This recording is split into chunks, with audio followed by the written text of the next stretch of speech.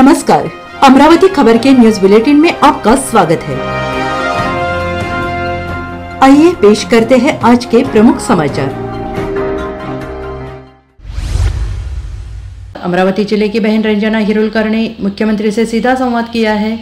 मुख्यमंत्री माझी लड़की बहन योजना के तहत अमरावती जिले की लगभग 3,95,000 बहनों को ऑनलाइन पंजीकृत किया गया है और ये सभी बहनें प्रतिमाह 1,500 रुपए के लाभ के लिए पात्र है। इसके लिए कल 15 अगस्त को स्वतंत्रता दिवस की पृष्ठभूमि में मुख्यमंत्री एकनाथ शिंदे ने शाम को महाराष्ट्र की सभी प्रिय बहनों से बातचीत की। उसमें अमरावती जिले की बहन रंजना हिरुलकर ने मुख्यमंत्री से सीधा संवाद किया।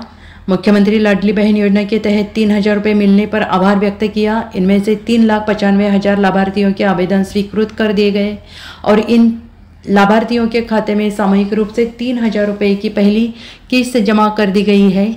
इससे जिले में उत्साह का माहौल है। महाराष्ट्र की सभी प्यारी बहनों से संवाद करने के लिए मुख्यमंत्री एकनाथ शिंदे ने कल मुंबई से वर्चुअल मोड में भी सभी बहनों से बातचीत की। इसमें अमरावती की एक लाभार्थी महिला रंजना हिरुलकर ने मुख्यमंत्री से सीधे बात की और इस योजना के प्राप्त धन का उपयोग कैसे किया जाएगा और यह निधि उनके लिए कितनी उपयोगी है और यह महिलाओं को सशक्त बनाने में कैसे मदद करेगी, इसके बारे में अपनी भावनाएं व्यक्त की।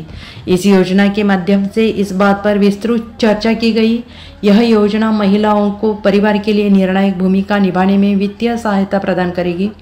मुख्यमंत्री ने भी इस प्यारी बहन की प्रशंसा की और एक भाई के रूप में बहनों के साथ हमेशा खड़े रहने का वादा किया। Resident deputy collector Anil Bhatkar, उप मुख्य कार्यकारी अधिकारी डॉक्टर कैलाश घोड़के, बाल विकास परियोजना अधिकारी नवनाथ घंटोदे, नांदगांव पेठ की सरपंच श्रीमती कविता डांगे, श्रीमती दीपा शास्त्रकार, श्रीमती प्रिया खवले, आंगनबाड़ी कार्यकर्ता माया पिसलकर, श्रीमती अर्चना मोरे, श्रीमती सीमा गाडले, श्रीमती किरण उगले उपस्थित थे। लाडकी बहीण योजना हे तुम्ही काढली सर, त्याबद्दल तुमचे खूप खूप धन्यवाद। मीच नाही पण माझाच विचार नाही, तुम्ही सर्व बहिणीचा विचार केलेला आहे। तुम्ही एकट्याच बहिणीचा विचार न करता पूर्ण महाराष्ट्रातील बहिणीचा विचार केलेला आहे आणि मला पण पैसे आजच आलेले आहेत। पण त्याचबरोबर माझ्या मैत्रिणी, माझ्या आजूबाजूच्या जेव्हा मला सांगतात की माझ्या भावानी पण पैसे दिले तर मला खूप आनंद झाला किंवा आपले भाऊ आपल्या पाठीशी आहे।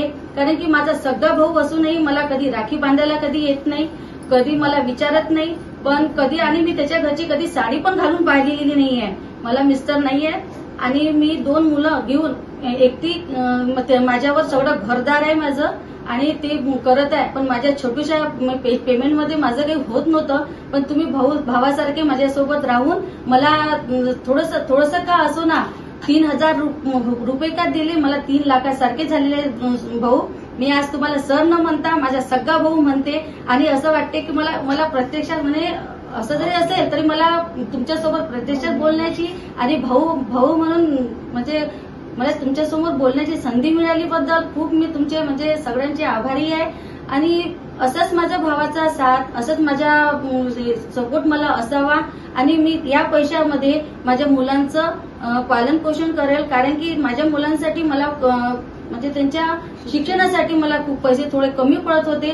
तुम्ही 3,000 रुपये का दिले ना, पण 3 लाखासारखे, पण त्यातले मी 1500तले 1,000 रुपये भाऊ मी दर महिन्याला जमा करेल। आणि जेव्हा मला असं खरोखर असं वाटलेलं होतं की बा हे आताच देणार का नंतर देणार नाही का, पण जेव्हा मी तुमचा व्हिडिओ पाहिला सर भाऊ की मला जेव्हा तुम्ही म्हटलं की ताई भिऊ नकोस, मी तुझ्या पाठीशी आहे आणि हे कोणाचं काही ऐकू नको, तेव्हा मला खूप आनंद झाला। त्यानंतर मी फॉर्म भरला सर, कारण ते माहिती काय कोणती योजना हाव म्हणतात आणि काही पुरती असते आणि नंतर बंद पडते। पण मला तुमचं बोलणं ऐकून मला असं वाटलं की हे माझा भाऊ माझ्या पाठीशी आहे आणि सगळ्या महाराष्ट्रातील सर्व बहिणीसाठी ही योजना राबवलेली आहे आणि माझा भाऊ नेहमीसाठी हे पैसे त्यांना सगळ्यांना देईल। भाऊ आता रक्षाबंधन आहे, खरोखरच थोडासा प्रॉब्लेम होता माझा, पण या पैशांनी माझ्या मुलांना मी आज कपडे घेणार आणि म्हणेन की तुझ्या मामाने हे पैसे दिलेले आहेत,